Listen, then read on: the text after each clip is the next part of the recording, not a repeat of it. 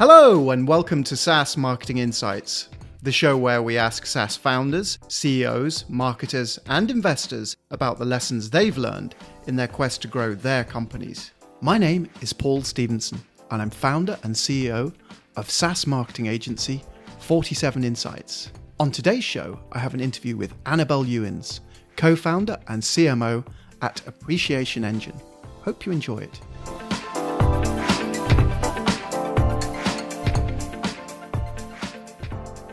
I'm with Annabel Youens, co-founder and CMO at Appreciation Engine. It's a mouthful, isn't it? AE. We like to say AE. Very good. And you're saying that you are rebranding to AE. Mm-hmm. Okay. So, Annabel, tell us what Appreciation Engine is. It's a customer insights platform. So when we started building AE, we were noticing out there was a lot of fans and customers that are doing all this word of mouth marketing online. And it was very hard to capture that as a business. You know, is this Twitter person the same person as this person on Facebook? How do you piece that all together? And how do you recognize those key fans or customers that you should be focusing your energy on? So we created an engine that allows you to get your customers to basically opt in and register. And then our engine behind the scenes goes through their profiles and picks up key information that you care about as a business so that you can have a snapshot of your customer that actually changes in real time. So I like to think of it as, you know, in the old days, you get an email address and you'd stick them on a newsletter list and be like, they are forever on this newsletter list until they unsubscribe. You know, we have the technology now to go, oh, this person is actually a living, breathing person whose preferences change. And so that's what the engine does. It can track that so that you can go, oh, actually, this person needs to be segmented into this list now. And when you think about it from the customer's point of view, you know, we're tired of those emails that are the same old stuff. And it's like you open it and you're like, this doesn't relate to me in any way. Yeah. And as a business, you need to actually strengthen those relationships with your customers and actually give them the information that they care about. I know it's a big, lofty goal for us to, you know, really think about that customer relationship and being so dynamic, but it is possible with today's technology. And that's really what we're trying to help, you know, businesses do and brands is understand their customers so they can deliver them better services, better marketing messages, and in return, you know, get better ROI for everything that they're doing. So how did it start off? So it's you're one of the co-founders. Who's your? So the other co-founder is Jeff, who's our CTO. He's also my husband. And we started the business because we wanted to get into music, right? Who doesn't want to work in the music space? So cool. So fun. So so much money. Yeah. Oh, yes. So much money. Yes. But we started in music because we wanted to work with bands and help them understand their fans better, really. So we built this engine underneath it and we raised some seed money and actually set up offices in Santa Monica. So we were in California for 5 years. Wow. And when we were down there, we were literally up the road from Universal Music Group. And it was that kismet thing where you meet the right person who was like, we're trying to understand our fans better. And we presented what our engine could do. And Lee, who's lovely, was like, well, I don't believe you. Here's some customer data, run it through your engine. And we could actually show him that these insights so they could see that, you know, a customer had signed up on the Justin Bieber site, but actually the top artist that they're listening to is Lady Gaga at the moment. So all of a sudden, their fan insights have exploded because they're able to tailor and personalize. So wow. UMG was our first enterprise customer, and we did a trial, and then that went to a global license. So all of their labels globally use our technology. And then a year and a half ago, we got Sony Music Entertainment as well. So they use us globally with all their labels, which is so exciting. And they're really trying to, you know, the music industry is one of those ones that kind of didn't keep up with the times, right? The technology changes, and there's a lot of innovative people there at these labels who are wanting to trial different things and, you know, really talk to fans better. So it's been a really amazing ride, but I never thought we would sort of end up with this pivot in sort of the customer insights layer. I really thought we were going to be direct to consumer and sort of build out these fan experiences. But at the end of the day, like, it makes sense for a business. They want to own the customer. They want to have that direct relationship with their fans or their customers. So we're really that white label service that sits behind the scenes, helping them do that work. Right, so you started off specifically in the music industry. Yeah. But now you're saying you've got a much wider scope? Yeah, so we have, we have about, almost 64% of the music industry when you look at what's out there. What we're missing is all sort of the independent labels and management companies. And that's where we first started with 8E, so it's very close to my heart. And so we're actually sort of submarine testing at the moment a self-service platform for those groups, because they have said to us over the past few years, we want to use your engine. And I'm like, hang on, we got to plug things in for an enterprise customer, right? So we need to build you a platform so you can do it yourself, right? With your MailChimp hook-in and your different hook-ins that you need, your Google Analytics hook-in. So we're building the self-service platform, but at the same time, we're sort of moving into our next vertical, which is gaming. So the idea is that, we move into gaming, we start working with enterprise customers to understand the dynamics there, what are those issues that they have, and then take those learnings and then again, tweak the self-service platform to suit smaller publishing houses and gaming groups so that then they can use the engine as well. And that's kind of the strategy that we've been developing, is that, it's that classic marketing things like understand your customer and then deliver what they want. So being able to use our enterprise customers to figure out those key points, it's been really key for us. And you say that was that very first client was just down to more luck than anything else. It's so interesting. Right person, right time. Yeah, because people are like, oh, did you have like a cousin working there? Or how did you? And we were just like, well, we had that perfect solution, that exactly what they were looking for. And they hadn't been able to find it anywhere else. So, and they literally didn't believe that we had done it.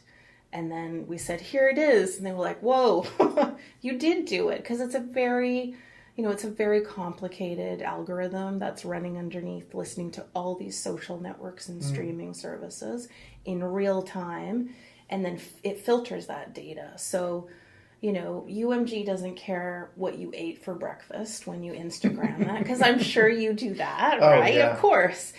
You must follow me. Yeah, I do. But they do care about what you streamed while you were having your breakfast, right? Yeah. So we take everyone's data and then we filter it so that it's only the stuff your brand cares about. Yeah. And the nice thing about it is that everyone's view is going to be different. So if you look at a traditional customer profile on Facebook, if you're Coke, you are going to see the exact same profile that Pepsi sees when they look at this customer. Mm-hmm. Whereas inside of AE, we allow you to set up all these filters so that you can really understand, oh, Paul's really into BMX biking, right? So we want to hit him with Powerade, right? So being able to like dig deeper into that so that they can be more targeted with their promotions. So this is proper one-to-one personalized.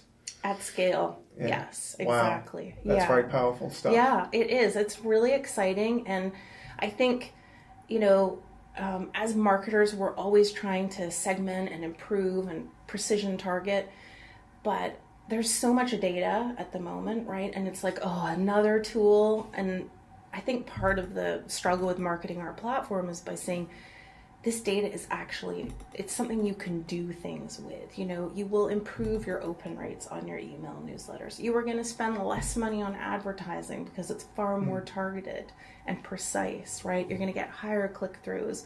So I like to think that, with our software, really the proof is in the pudding. It's getting that social login piece installed so that as soon as that's in, the data starts to feed into the system. And I think that, with the GDPR stuff that happened and privacy, right, and Facebook and all these things, It's so important that as marketers, we're really looking at getting that first party consent from your end customer, right? So that they say, yes, I allow you to look at my data, but in return for that, you are going to give me better products and services and deals, right? And I really think that is the future of marketing. It's that true digital handshake that we're going to have. I think that's very insightful, and I think that so often what's happened is that balance hasn't been there. That people are willing to see more personalised messages, and prepared to give something back. But it's got to be a fair deal, hasn't it? Oh, totally. And I think for a long time, brands, to be honest, the big brands haven't needed to get personalized. They're just like, oh, we're doing pretty well. People are buying our products, they're clicking on our newsletters, but with all the startups happening, with all the new brands, with Kickstarter, with everything that's happening, finally the big guys have gone, oh, I guess we do need to start treating our customers more than just an email address, right? Absolutely. We need to treat them as individuals. So you guys have been honing this platform now for a few years. You started off in music. You started at the top and working your way down. I know, funny, huh? Yeah. Are you doing the same? Well, I don't know how much you can tell me, but you're doing the same with gaming, I guess as a platform, you could use this for any number of verticals. Yep, exactly. So consumer goods, right? Travel, I think there's huge potential in the travel market, right? So many people are active on social media around travel. It's really limitless because the idea of the engine was always brands who want to better understand their customers. Yeah. So if you're a business that's like, oh, I really want to understand and segment and see improvements in my open rates and use a seeded list of customers that are actively engaging with my brand and go out and get new customers.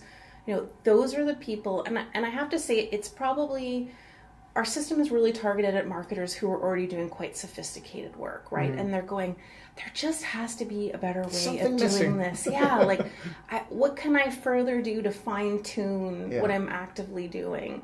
So that's really, who we're working with at the moment. And I think, marketers are getting so sophisticated now with what they're doing. But there is that piece missing of all this disparate data. And how do you bring it into a centralized place where that customer profile is changing over time? So you don't feel like you're guessing or missing out on something anymore.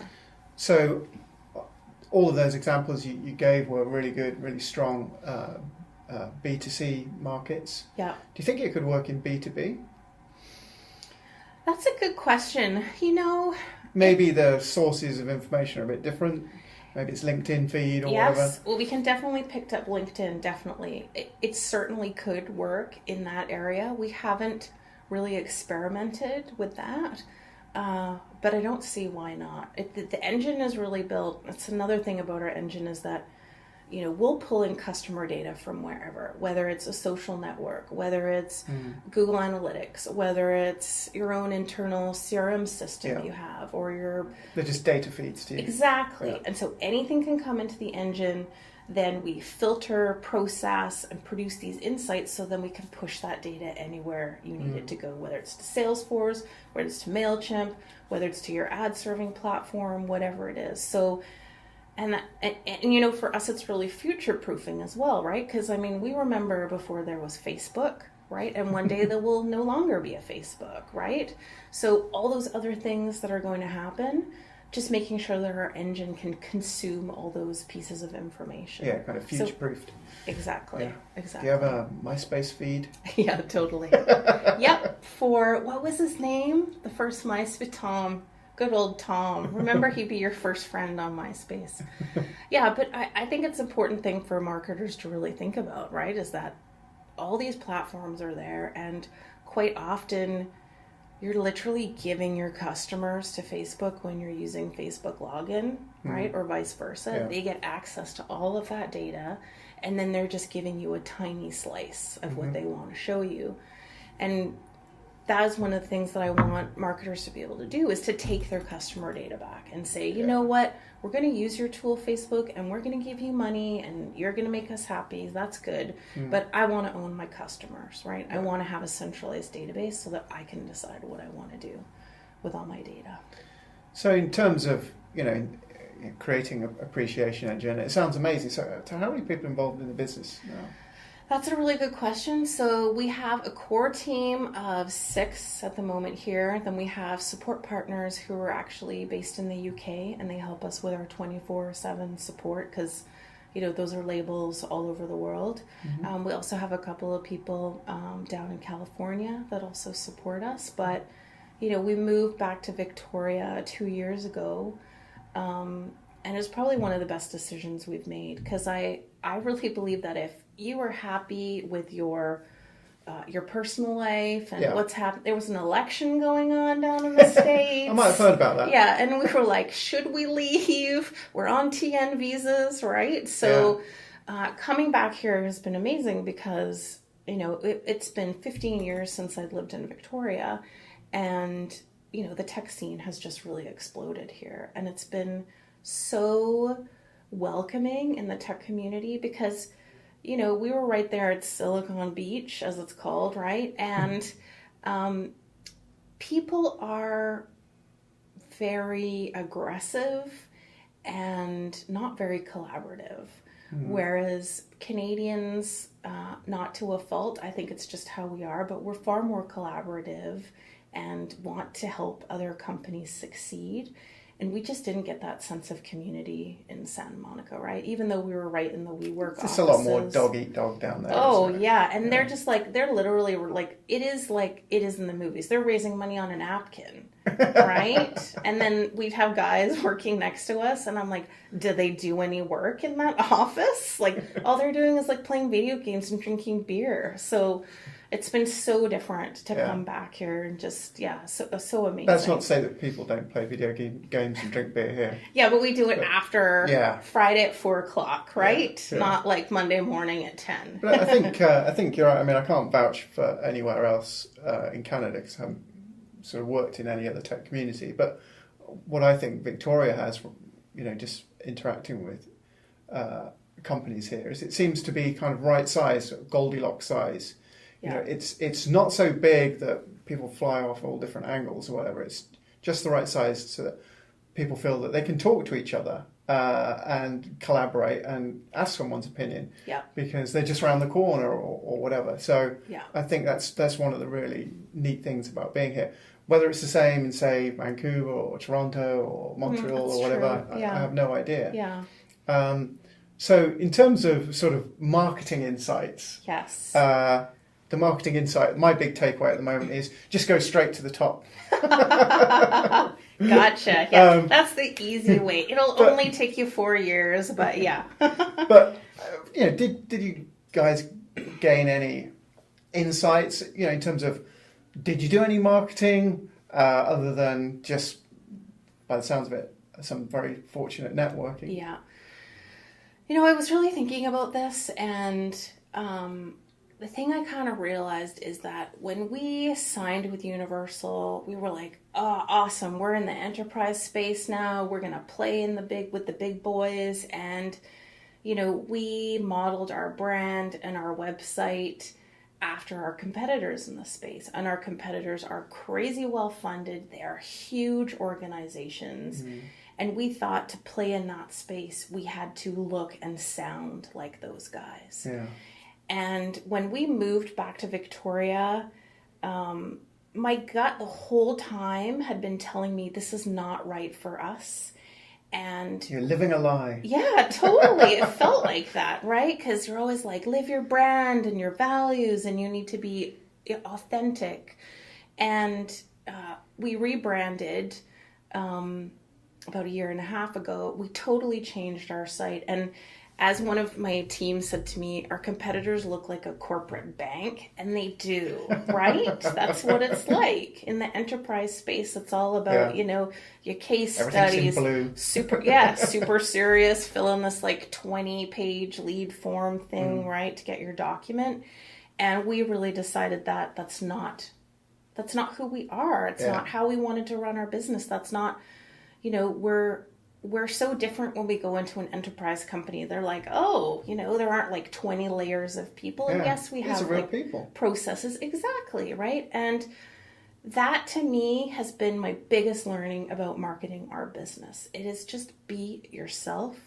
And it's kind of that imposter syndrome, right? You think you have to be just like these other people. And in fact, and what we always say, it's like you need to stand out from them, right? Yeah. You just need to describe your business clearly and be real about it. And people respond to that. And, we sign another enterprise deal after we do that, right? So I think it makes a huge difference. So your big thing with Universal was they said, can you do this? And you said, well, we don't know. And they said, well, we'll give you some data and try. Yes, exactly. So some real honesty there about, yeah, no, totally. We've got this thing, we don't know what we can do. We were like, we can take your data and we can create all these profiles for you. And they were like, oh, can you? And we're like, yes. They're like, Because, these guys are being pitched companies literally every day, right? Yeah. It's a very difficult position to be in.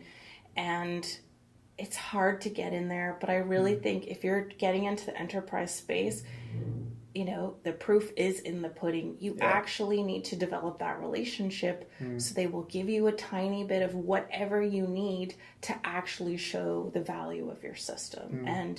And that is really what we do now is by, offering paid trials with all our enterprise customers.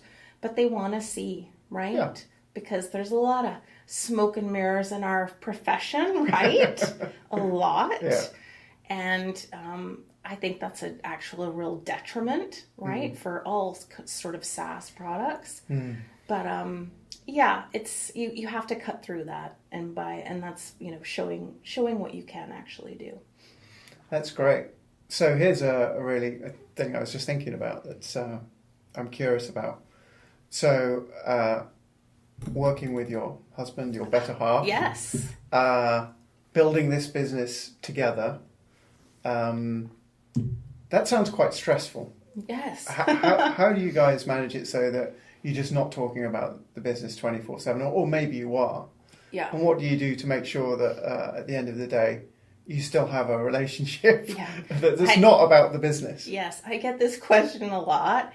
And so Jeff and I have worked together for 15 years.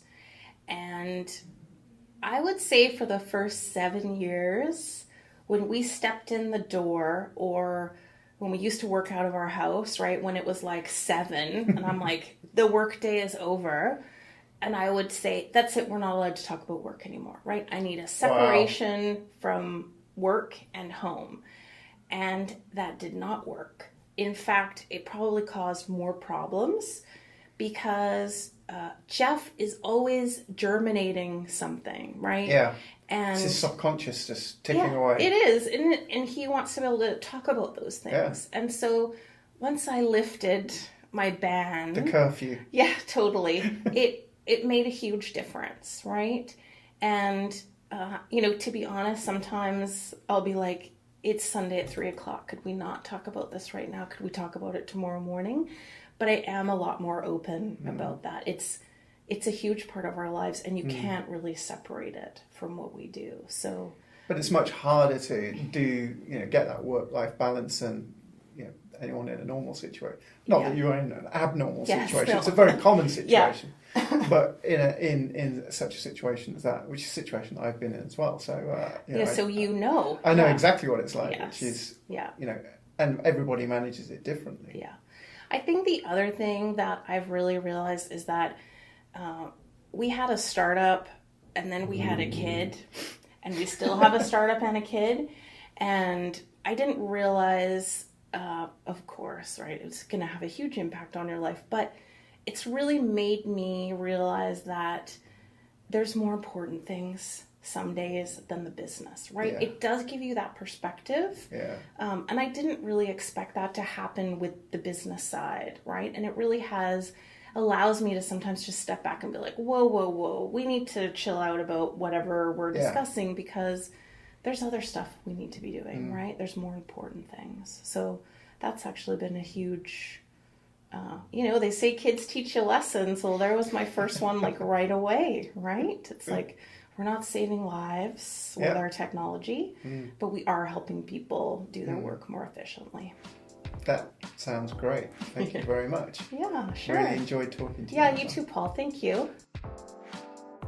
I hope you enjoyed my conversation with Annabel. For more info on Appreciation Engine, please visit get.theappreciationengine.com. For more info about this show, and to get our links to iTunes, Google Play, SoundCloud, Stitcher, and YouTube, check out www.47insights.com. And if you have any SaaS marketing insights that you'd like to share on the show, please get in touch. Until next time.